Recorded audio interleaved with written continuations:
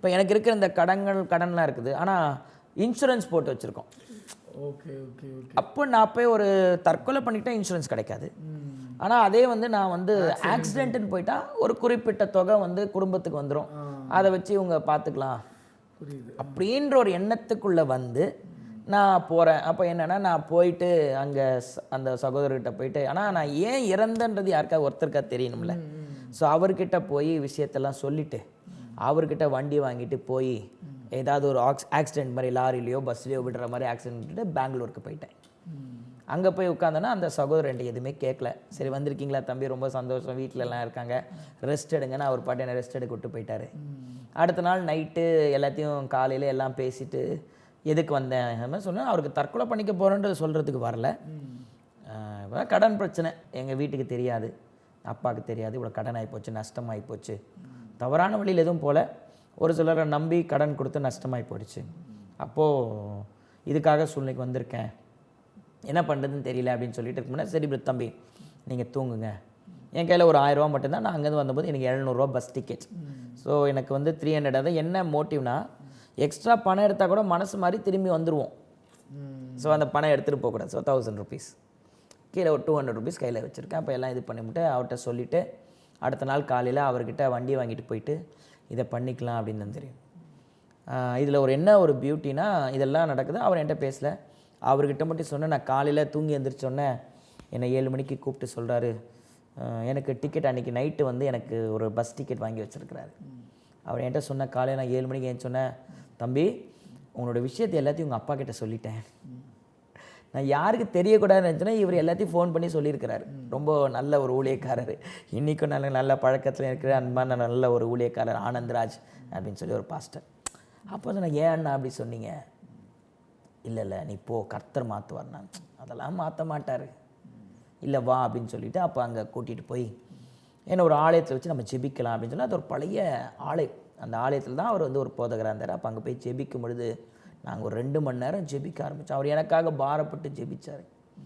பாரப்பட்டு ஜெபிச்சு அவர் அநேக காரியத்தை சொல்லிவிட்டு, ஒரு தெளிந்த நீர் இருக்குது, அதில் வந்து ஒரு பிளாக் டாட் போல் ஒரு டாட் இருக்குது, அது மேலே வரத்துக்கு கீழே வர ட்ரை பண்ணிக்கிட்டே இருக்கு, ஆனால் வர முடியல, கொஞ்சம் முயற்சி பண்ணால் அது மேலே வந்துடும் அப்படின்னு சொல்லிட்டு, அந்த பிளாக் டாட் நீ தான், நீயா முயற்சி செஞ்சால் வர முடியாது, ஆனால் அந்த பிளாக் டாட்டை யாராவது அப்படி தூக்கி விட்டால் மேலே வந்துடும், அப்போ நீ கர்த்தர்கிட்ட ஒப்பு கொடு, உன் பிரச்சனையை மாற்றுவாருன்னு சொல்லி அவர் ஒரு வார்த்தையை கொடுத்துட்டு நீ நைட்டு வீட்டுக்கு போ அப்படின்றாரு. ஆனால் அவருக்கு நான் தற்கொலை பண்ண வந்த விஷயம்லாம் தெரியாது.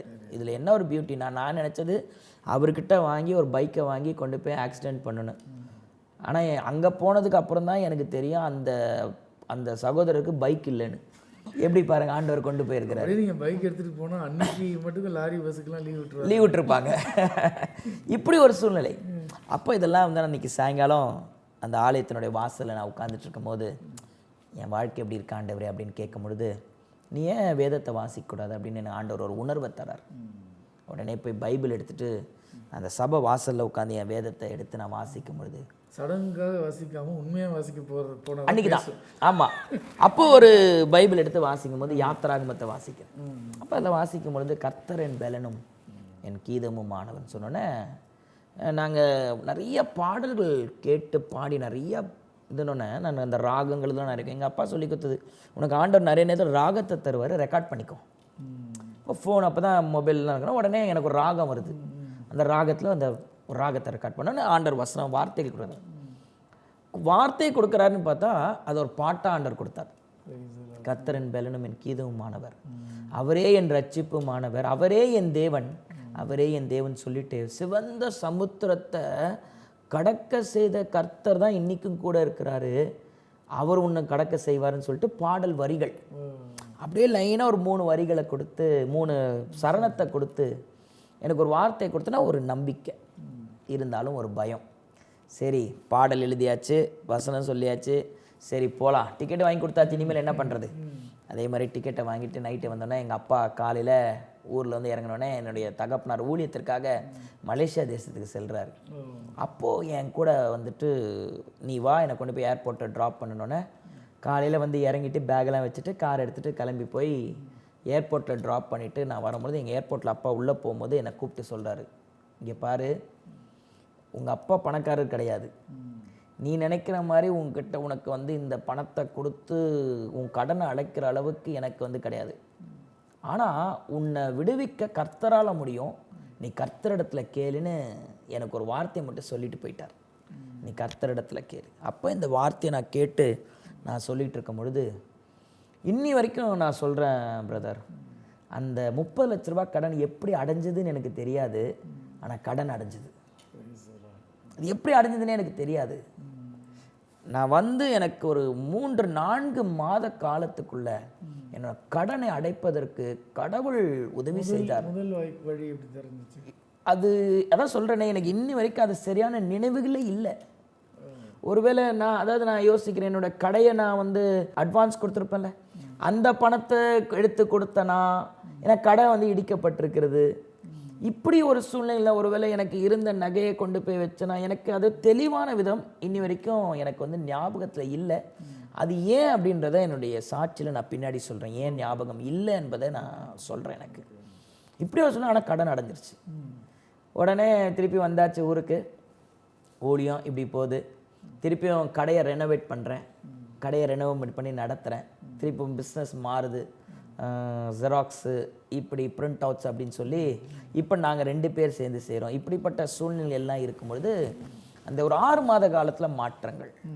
ஆனால் பழைய நிலைமை தான், கார் இல்லை, வண்டி இல்லை, அந்நாளி சூழ்நிலை இருக்கும்பொழுது 2011 வண்டி கூட இல்லாமல் ரோட்டில் நடந்து போயிட்டுருக்கிறேன். அப்போ என்னோடய பழைய நண்பர் ஒருத்தரை பார்த்துட்டு, என்ன சார் நடந்து போகிறீங்க, சொல்ல முடியல, இல்லை சும்மா அப்படி போகிறேன் அப்படின்னோடனே, வண்டி எங்கள் வண்டியெலாம் இல்லை கொடுத்துட்டேன் அப்படின்னோடனே, சரி அவர் ஒரு தேவனை அறியாத என்னோடய சகோதரர் தான், அவர் ஃப்ரெண்ட். அவர் உடனே கூப்பிட்டுட்டு, சார் நீங்கள் வாங்க அப்படின்னு சொல்லிவிட்டு அவர் ஒரு மோட்டார் கடை வச்சுருக்கிறார், அந்த இடத்துல வேலை செய்கிறார். அவர் என்னை கூட்டிகிட்டு போயிட்டு, சார் உங்களுக்கு என்ன வண்டி வேணுமோ எடுத்துக்கோங்க. நான் சார் என்கிட்ட பணம் இல்லைண்ணே. இல்லை சார் நீங்கள் வரும்போது கொடுங்க, இப்போ வண்டி எடுத்துக்கோங்க, உங்ககிட்ட எவ்வளோ இருக்குது அப்படின்னாரு. என்கிட்ட ஒரு 1000 ரூபாய் இருக்கும், இப்போ நீங்கள் வண்டி எடுத்துக்கோங்கன்ற. எனக்கு ஆச்சரியமாக ஒன்றுமே இல்லை. அப்போ உடனே ஒரு 1000 ரூபாவை நான் கொடுத்துட்டு ஒரு வண்டி, எனக்கு ஒரு ஸ்ப்ளெண்டர், அந்த வண்டி எனக்கு எடுத்து கொடுத்துட்டு நீங்கள் எடுத்துகிட்டு போங்கன்றார். எனக்கு ஆச்சரியம் தாங்க முடியல, கண்ணீர் வருது. அந்த காலகட்டத்தில் ஒரு வண்டியை கொடுக்க முடியுமா? ஆனால் வண்டியை கொடுத்தோன்னே முதல்ல அந்த வண்டி எடுத்துகிட்டு வீட்டுக்கு கூட வரல, நேராக ECI காலேஜ் பைபிள் காலேஜில் போய் பைபிள் காலேஜ் சேரணும், ஆண்டவருக்காக படிக்கணும்.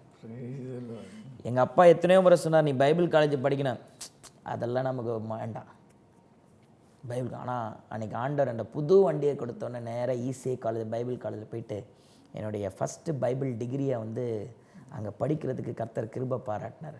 ஒரு 3 வருஷம் படித்தேன், 11, 12, 13, 14 இப்படி படித்து கடை பிஸ்னஸ் இப்படி போயிட்டுருக்க சூழ்நிலையில் திருப்பி எனக்கு ஒரு 7 லட்ச ரூபாய் கடன். என் புது பிஸ்னஸ் 7 லட்ச ரூபா கடன். இது கடன் வந்தோடனே திருப்பியும் அதே சேம் ப்ரொசீஜர், வட்டி இப்படி போகிறோம், இது பண்ணுறோம், இப்படியே போயிட்டுருக்க சூழ்நிலை 2015 இந்த 7 லட்ச ரூபா கடன் அடைக்கணும். அப்போ திருப்பி அடைக்க முடியல. அப்போ எங்கள் சபைக்கு ஒருத்தர் மெசேஜ் கொடுக்க வரார், ஒரு பிரபலமான ஒரு நபர். அவர் கொடுக்கும்போது அவர் ஒரு சாட்சி சொல்கிறார். அவருடைய ஒரு 45 லட்ச ரூபாய் தேவையில் அவர் ஜெபம் பண்ணும் பொழுது ஒரு சகோதரர் கதவை தட்டி அவர் வீட்டுக்கு வந்து 40 லட்ச ரூபா பெட்டியில் பணம் கொடுத்தாராம். இதை சாட்சி சொல்கிறார் எங்கள் சபையில். இப்போ நமக்கு மைண்ட் எப்படி போயிடுச்சுன்னா, ஒரு சாதாரண மனுஷன் வந்து ஜெபம் பண்ணோடனே 40 லட்ச ரூபா ஒருத்தர் கதவை தட்டி பணத்தை கொடுக்க முடியும்னா, நான் ஊழியக்கார பையனாச்சே, எனக்கு ஏன் 7 லட்ச ரூபா தரமாட்டார் நம்ம எண்ணம். அப்போ ஆண்டவருக்குள்ளே திருப்பி ஒரு டீலிங். நான் ஜெபம் பண்ணுவேன், எனக்கு வந்து நீங்கள் வந்து நான் ஜெபம் முடித்த உடனே 7 லட்ச ரூபா பணத்தை யாராவது என் கதவை தட்டி எனக்கு கொடுக்கணும். இது டீலிங் ஆண்டவர் சொல்லிட்டு நம்ம சபை வீடு கீழே சபை மேலேன்னொடனே அவர்கிட்ட ஒரு அக்ரிமெண்ட் பண்ணி 2015 மார்ச் மாதம் 10ஆம் தேதி டிசிஷனை எடுத்துகிட்டு மார்ச் 9 எங்கள் கல்யாண நாள். அடுத்த 10ஆவது நாள் திருப்பி உட்காரும்போது திருப்பியும் காரியங்கள் வரும்போது நான் போய் சபையில் போய் உட்காந்து என்னுடைய ஆண்டவர்கிட்ட நான் போய் ஒரு டீலிங் 7 நாள் ஜெபம் பண்ணுவேன். 7ஆவது நாள் முடித்தோடனே எனக்கு யாராவது என் கதவை தட்டி எனக்கு பணத்தை கொடுக்கணும். அப்போ நான் அந்த காலையில் 9லேருந்து 10 ஜெபத்தை எதுக்கு வைக்கிறேன்னா, இந்த பணத்துக்காக என் கடன் அடையணுன்றதுக்காக நான் ஜெபிக்கிறேன். அப்போ போய் முழங்கால் படுத்து ஜெபிக்கும் பொழுது ஒரு 10 நிமிடம் ஜெபிச்சோடனே சரி வேதத்தை வாசிக்கலான்னு திருப்பி நான் வேதத்தை எடுக்கிறேன். அதே யாத்திராகமத்தை படிக்க சொல்கிறாரு. அப்போ படித்தோடனே அப்படியே ஒவ்வொரு காலத்தை அப்போது உன்னை மோசையை போல் அழைக்கிறேன். சரி உடனே டைரியில் எழுதியாச்சு, கர்த்தர் என்ன மோசையை போல் அழைக்கிறார் ஒரு கூட்டத்தை வழி நடத்த இப்படின்னு சொல்லிட்டு ஒவ்வொன்றா எழுதினோடனே சரி ஒவ்வொரு நாள் முடித்தோடனே கீழே ஒரு இது என் பிரச்சனையை மாற்றப் போகிறார், என்னை வந்து இது பண்ண போகிற இப்படின்னு எழுதினோடனே 4ஆவது நாள் இந்த வேதத்தை தொடர்ந்து வாசிட்டு இருக்கும்போது அந்த இஸ்ரேல் மக்கள் எகிப்துலேருந்து வெளியே வரும் பொழுது மோசனிடத்தை சொல்லி நீ அவங்களிடத்துல பொண்ணு வெள்ளியும் காணிக்கையாக வாங்குன்னு கேட்குறாரு. இப்போ எனக்குள்ள காணிக்கை யார் வாங்குவா? பிஸ்னஸ் மேன் வாங்க முடியாது, சாதாரண மனுஷன் வாங்க முடியாது. யார் வாங்குவா? ஊழியக்காரன் தான் வாங்க முடியும். அப்போ தான் எனக்கு தெரியுது ஆண்டவர் ஊழியத்துக்கு அழைக்கிறாருன்னு. நம்ம ஆண்டவர் ரொம்ப நல்லவர், அவர் சொன்னதை போல விட்டுற மாட்டார் அவ்வளோ சீக்கிரம். அப்போ தான் எனக்குள்ள ஒரு உணர்வு வருது, ஓ கர்த்தர் நம்மளை ஊழியத்துக்கு அழைக்கிறாரு போல. ஆனாலும் அந்த இருதயம் கல்லான இருதயம் இன்னும் உள்ளே தான் இருக்குது.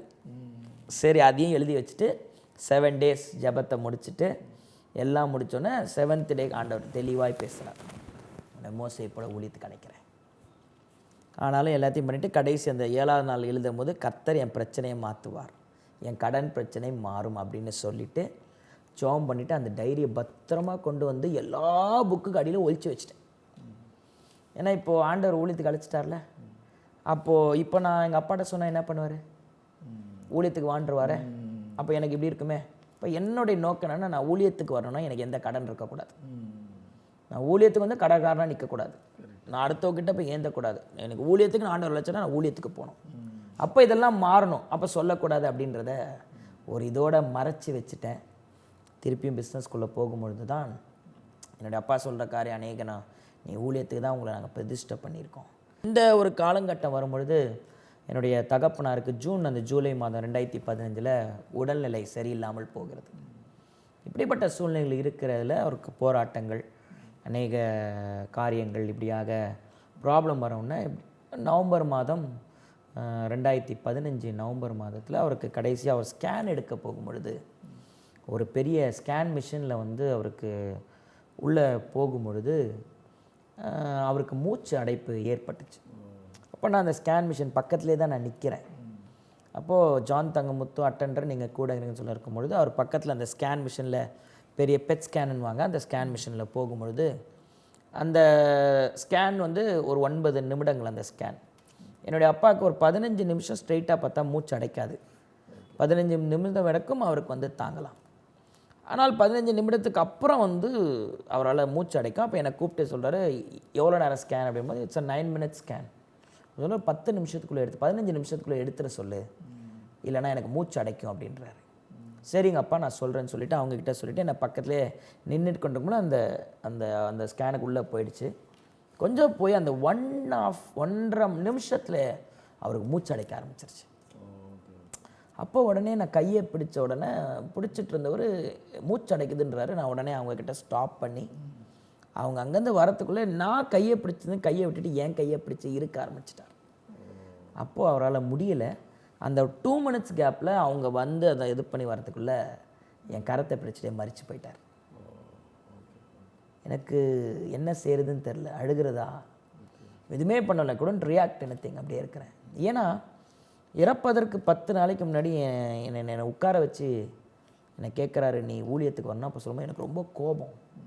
நான் இப்படியே தான் திட்டினேன், நான் ஊழியத்துக்கு வரமாட்டேன், நீங்களும் உங்கள் பொண்டாட்டியும் ஊழியத்தை செய்யுங்க அப்படின்னு சொல்லி எங்கள் அப்பா அம்மா ரொம்ப திட்டிட்டு அடுத்த வாரம் நானே என் பொண்டாட்டி வேறு சபைக்கு போயிடுவோம், நீங்களும் உங்கள் பொண்டாட்டியும் ஊழியத்தை செய்யுங்க அப்படின்னும் போது ஊழியம் கத்துறதுரா அப்படின்னு சொல்லிட்டு போயிட்டார். அப்போ இந்த அவர் இறந்தோடனே கரத்தை பிடிச்சிட்டு தான் இருக்கிறாரு. என் ஆண்டவர் அப்போ ஒரு கேள்வி கேட்டார், இப்போ நீ என்ன பண்ணுவ? எனக்கு ஒரு பதற்றமான சூழ்நிலை, ஒரு மரணம் எல்லாம் ஏற்பட்டது. ஆண்டவர்கிட்ட கேட்டேன், சரி ஆண்டவரே, இப்போ தான் அந்த இருதயம் கொஞ்சம் உடையுது, எதற்கும் அஞ்ச மாட்டேன், எதற்கும் பயப்பட மாட்டேன், தைரியம். இப்படி ஒரு சூழ்நிலை இருக்கிறதுல ஆண்டவரே நான் என்ன பண்ணட்டும்? இவ்வளோ பெரிய ஊழியம், குடும்பம் எல்லாத்தையும் விட்டுட்டு அப்பா போயிட்டாரு, நான் என்ன பண்ணுவேன்றபோது ஆண்டவர் தெளிவாக ஒரு வார்த்தையை பேசினார், நான் உன்னை நடத்துவேன். அப்போ கேட்குறேன், எப்படி என்னை நடத்துவீங்க? பதில் இல்லை. என்னோடய அப்பாவோட ஃபியூனர் எல்லாம் முடிஞ்சுது. ஃபியூனர் எல்லாம் முடித்தோன்னே ரொம்ப அழுகையோடு உட்காந்துட்ருக்கிறேன். அப்போ ஆண்டவர்கிட்ட நான் என்ன பண்ணட்டும் ஆண்டவரே? நான் நடத்துவேன். இப்படி தான் சூழ்நிலை. அப்போது அன்றைக்கி இரவு எல்லாத்தையும் அடக்கெல்லாம் முடிச்சு என்னோட சகோதரி, என்னுடைய மாமா எல்லாம் வெளிநாட்டிலேருந்து வரணுன்றனால இட் டுக் 3 days டைம். இப்போ எல்லாம் முடிச்சுட்டு அடக்கெல்லாம் முடிச்சுட்டு அன்றைக்கி நைட்டு இரவு எங்களோட டைனிங் டேபிளில் நான், என்னுடைய சகோதரி, என்னுடைய மாமா, என்னுடைய தாயார், மனைவி எல்லாம் நாங்கள் உட்காந்து பேசும்பொழுது என்னோடய சகோதரி அழுகுறாங்க. இவ்வளோ பெரிய ஊழியம், இதை நடத்துறதுக்கு நீ யாரும் இல்லையே, அவ்வளோதான், இது போயிடுமா, இந்த ஆத்துமாக்கள்லாம் போயிடுவாங்களா அப்படின்னும் பொழுது என்னை கேட்குறாங்க. இல்லை, முடியாதுன்றேன். இப்படியே ஒரு 1/2 hour போது என் சகோதரி அழுகுறா, எங்கள் மாமா கேட்குறாங்க, என் அம்மா உட்காந்துருக்குறாங்க. அப்படியே உட்காந்துட்ருக்குறேன். அப்படியே உட்காந்துட்ருக்க சமயத்தில் எனக்கு ஆண்டவர் என்கிட்ட தெளிவாக ஒரு சார்ந்த ஒரு சத்தத்தை நான் கேட்டேன். போ, அந்த டைரி எடுத்துகிட்டு வந்து காமின்றார். நான் திரும்பி பார்க்குறேன், யாரும் இல்லை என் பின்னாடி. எனக்கு எல்லாம் முன்னாடி தான் உட்காந்துருக்காங்க. ஆனால் என் பின்னாடி இது, நீ போய் அந்த டைரி எடுத்துகிட்டு வா காமின்றாரு. உடனே எனக்கு ஒரு மாற்றம் வந்து ஏறின உடனே போனேன். அந்த டைரி எடுத்துகிட்டு வந்துட்டு என்னுடைய எல்லாருக்கும் முன்னாடி என் சகோதரிக்கிட்ட, என் தாயார்கிட்ட சொல்லி, என்னை ஆண்டவர் 6 மாத காலத்துக்கு முன்னாடி ஊழியத்துக்கு என்னை அழைச்சாரு, நீங்கள் யாரும் இனிமேல் கவலைப்படாதீங்க, நான் இந்த ஊழியத்தை எடுத்து நடத்துகிறேன் அப்படின்னு சொல்லி அந்த டைரியை அன்றைக்கி அவங்க கிட்ட கொடுத்து 2015 நவம்பர், ஆக்சுவலாக என்னென்னா நவம்பர் 20th வந்து என்னுடைய பர்த்டே. என்னுடைய அப்பா நவம்பர் 14th இறக்குறாங்க. ஸோ நவம்பர் 17th வந்து அன்றைக்கி நைட்டு உட்காந்தோன்னே அந்த இதை வச்சு என்னை முழு நேர ஊழியத்துக்கு அன்றைக்கி நவம்பர் 17th ஒப்பு கொடுத்தேன். இப்படி தான் நான் முழு நேர ஊழியத்திற்கு வருவதற்கு கர்த்தர் கிருபை. முழு நேர ஊழியத்துக்கு வந்தது வந்து உங்களுக்கு அப்போது பிடிச்சிருந்ததா, இல்லை அப்போ உங்களுக்கு பயமானது? பயம். எங்களுக்கு ஏன்னா சொன்ன மாதிரி ஆண்டவர் நடத்துகிற விதம் வந்து ரொம்ப வித்தியாசம். நம்மளையும் அதுக்காக உடைக்கிறாரு, உருவாக்குறாரு. ஆனால் அவங்க எடுத்த எந்த டெசிஷனுக்கும் நான் இல்லைன்னு சொன்னது கிடையாது. சரி பார்த்துக்கலாம் பார்த்துக்கலாம் அதையே தான் சொல்லிட்டு இருந்தோம். சரி, ஏன்னா அப்பவும் கடை இருக்கு, அப்பவும் கடை இருக்கு, அப்பயும் கடை இருக்கு, அந்த கடை இருக்கு.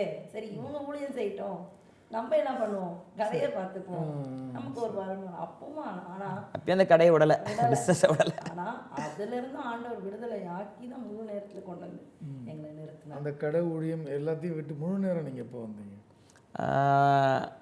உடனே அப்பயே அந்த டைமே என்ன நவம்பர் அந்த 27th என்னை ஆர்டினேஷன் பண்ணாங்க. மறைந்த போதகர் சாம் ஜோபத்துரை ஐயா அவர்கள் என்னை ஆர்டினேஷன் பண்ண முழு நேர ஊழியத்துக்கு ஆர்டினேஷன் பண்ணி கூட ஸ்வர்ணராஜ் பாஸ்டர் இருந்தாங்க. இதில் என்ன ஒரு விசேஷம்னா, என்னுடைய சபை மக்கள் எல்லாரும் என்னை வந்து அவர்கள் போதகராக வந்து என்னை வந்து அவங்க ஏற்றுக்கிட்டாங்க. என்னோடு இருந்தது எனக்கு நல்ல சப்போர்ட்டாக என் சபை மக்கள். எப்படி எங்கள் குடும்பம் வந்து, அதாவது என்னுடைய குடும்பம் மட்டும் இல்லாமல் என்னுடைய மனைவியினுடைய குடும்பமும் எனக்கு ரொம்ப ஆதரவாக இருந்ததை போல் எங்களுடைய சபை பிள்ளைகள், மக்கள், மூப்பர்கள் எல்லாரும் எங்களுக்கு ஆதரவாக இருந்தது வந்து ரொம்ப ஒரு பெரிய காரியம். நாங்களாம் இருக்கிறோம், நீங்கள் நடத்துங்க அப்படின்னு சொல்லி ஒரு ஆதரவாக இருந்து 2015 நவம்பர் 27th ஆர்டினேட் பண்ணாங்க. அதோடு இருந்துட்டேன். அதுதான் அப்படி என்னென்னா, அதுக்கப்புறம் நான் தானே ஊழியத்துக்கு வந்துட்டேன், இவங்க என்ன பண்ணட்டும், இந்த கடை சும்மா தான், எனக்கு நீ போய் கடையை நடத்துமா. அப்போ டெய்லியும் காலைல கொண்டு போய் உங்களை கடையை விட்டு வந்துடுவேன். விட்டுட்டு நான் வீட்டுக்கு வந்து உட்காந்துப்பேன். என்ன ஊழியம் பண்ணுறதுன்னு தெரியாது, உட்காந்துப்பேன். ஞாயிற்றுக்கிழமை மட்டும் பாட்டு பாடுறது, வர்ஷிப் பண்ணுறது, இப்படி தான் போச்சு. அப்போது அதையும் ஆண்டவர் வந்து ஒரு ஊழியக்காரன் மூலமாக சொல்லி, நீ வந்து ஒரு கால் அங்கே ஒரு கால் இங்கே வைக்கக்கூடாது. நான் நினச்சது வந்து என்னென்னா, நான் ஊழியக்காரனாக போனால் எப்படி என் மனைவியை வாழ வைப்பேன், எப்படி என் பிள்ளையை படிக்க வைப்பேன், நான் போய் இருக்க முடியாது. ஒரு தீர்மானம், ஊழியத்தில் வர காணிக்கையோ இந்த காரியங்களோ எடுத்து என் குடும்பத்துக்கு நான் செலவு பண்ணக்கூடாது. எனக்கு ஏதோ வரட்டும், இப்போ நான் மியூசிக் கிளாஸ் எடுப்பேன், வெளியில் பாட்டு பாடுறேன், இதில் வரதை வச்சு நான் பண்ணிக்கிறேன். ஆனாலும் எந்த அளவுக்கு என்னால் பண்ண முடியும் அப்படின்றது வந்து ஒரு கேள்விக்குறியாகவே இருந்ததுனால அந்த ஷாப் அப்படியே வச்சுருந்தோம். ஆனால் அதையும் ஆண்டவர் ஒரு ஊழியக்காரனுக்கு சொல்லி அவர் அதை எங்களுக்கு உணர்த்தி அந்த ஷாப்பும் மூட வச்ச பொழுது கர்த்தர் என்னை திருப்பி என் கூட பேசி இந்த இடத்துல நான் அதை சொல்லணும். ஏன்னா நான் ஆண்டவர்கிட்ட ஒரு கேள்வி கேட்டேன், நீ எப்படி ஆண்டவரை நீங்கள் நடத்துவீங்கன்னு கேட்டபோது அதுக்கு பதில் இல்லை. ஆனால் எனக்கு நாங்கள் போய் எங்களுடைய இந்த ஆர்டினேஷனுக்காக அருமையான சாம் ஜெபத்துறை அவ கூப்பிட போகும் பொழுது இது மாதிரி என்னை 27th ஆர்டினேஷன் பண்ண போகிறாங்கன்ற போது அவர் எனக்காக ஜெபிக்கிறார்.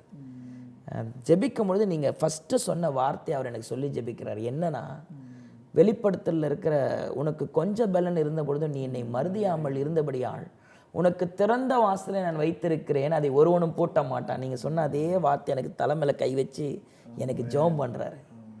ஜெபம் பண்ணிவிட்டு நான் அப்போ கேட்குறேன், ஓகே திறந்த வாசல் வச்சுருக்கேன், ஆனால் எப்படி என்ன நடத்துவீங்க, what ways you will guide me. திருப்பி அப்போ ஒரு கேள்வி கேட்கும்போது இந்த வார்த்தையை சொல்லி ஜெபிச்ச அருமையான போதகர் அடுத்தது சொல்கிறாரு, ஏசாயா 43ஆம் அதிகாரத்தில் சொல்கிறாரு, நான் முதிர் வயது வரைக்கும் உங்களை நான் இப்படி செய்து வந்தேன் அப்படின்னு சொல்லிட்டு நான் இனிமேலும் நான் உங்களை ஏந்துவேன், உங்களை சுமப்பேன், உங்களை தப்புவிப்பேன்னு சொல்லிட்டு 4 காரியத்தில் நான் தாங்குவேன், ஏந்துவேன், சுமப்பேன், தப்புவிப்பேன்ற வார்த்தை அந்த வசனத்தை சொல்லி ஜெபிச்சோன்னே பிடிச்சிக்கிட்டேன். அப்போ சொல்கிறேன், நான் உன்னை இப்படி தான் நடத்துவேன், நான் உன்னை தாங்குவேன், நீ கவலைப்படாத, நான் உன்னை ஏந்துவேன், உன்னை நான் எல்லா விதத்துலையும் உன்னை நடத்துவேன், உன்னை நான் தப்புவிப்பேன்னு சொன்னது எனக்கு முழு நேரம் கொடுத்ததுனால ஒரு நம்பிக்கை வந்தனால அதுக்கப்புறம் ஊழியத்துக்குள்ளே வந்த பொழுது இந்த ஊழியத்தை தொடர்ந்து நடத்தக்கூடாதபடி ஏராளமான போராட்டங்கள், 2-3 முறை என் வாழ்க்கையில் மரணத்தினுடைய விளிம்பில் போயிட்டு இன்றைக்கி உட்கார்வதற்கு கர்த்தர் கிருபை பாராட்டி இருக்கிறார்.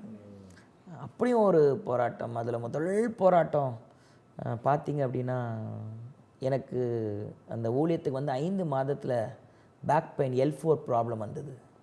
ரொம்ப வண்டி ஓட்டி இதெல்லாம் பண்ண அந்த L4 ப்ராப்ளம்.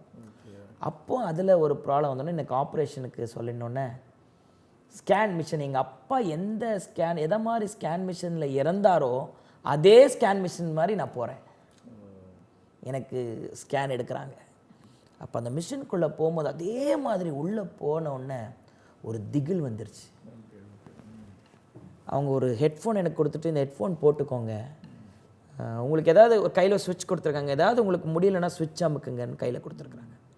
இப்போ உள்ளே போய் ஒரு 2 நிமிஷத்தில் சத்ருவானவன் எங்கள் அப்பா எப்படி இறந்தாரோ அதை என் நினைவில் கொண்டு வந்துட்டு என்கிட்ட பேசுகிறான், ஊழியத்தை தொடர்ந்து நடத்திடுவா நீ, என்ன உங்கள் அப்பா நடத்தின மாதிரி உன்னால் நடத்த முடியுமா, இப்போ பார் இதே மிஷினில் நீ சாக போகிற, அதை சொல்கிறான் என்கிட்ட. எனக்கு பயம், அப்படியே படுத்துக்கிட்டு அந்த மிஷினுக்கு அந்த பட்டனை அமைக்கிடலாமா, ஸ்டாப் பண்ண சொல்லிடலாமா, ஒரு திகில் பயம், ஐயோ அவ்வளோதான் முடிஞ்சு போச்சு இறந்துருவேன் அப்படின்னு இருக்கும்போது உடனே இப்போ நீ சாக போகிற நம்ம சொன்னோன்னே எனக்கு ஆண்டவர் சொல்கிறாரு. ஒரு சிறிய இடைவெளிக்கு பிறகு நம்ம தொடர்ந்து பேசலாம். நேர்களே, ஒரு சிறிய இடைவெளிக்கு பிறகு தேவனால் எல்லாம் கூடும் நிகழ்ச்சி தொடரும். தேவனால் எல்லாம் கூடும் இடைவேளைக்கு பிறகு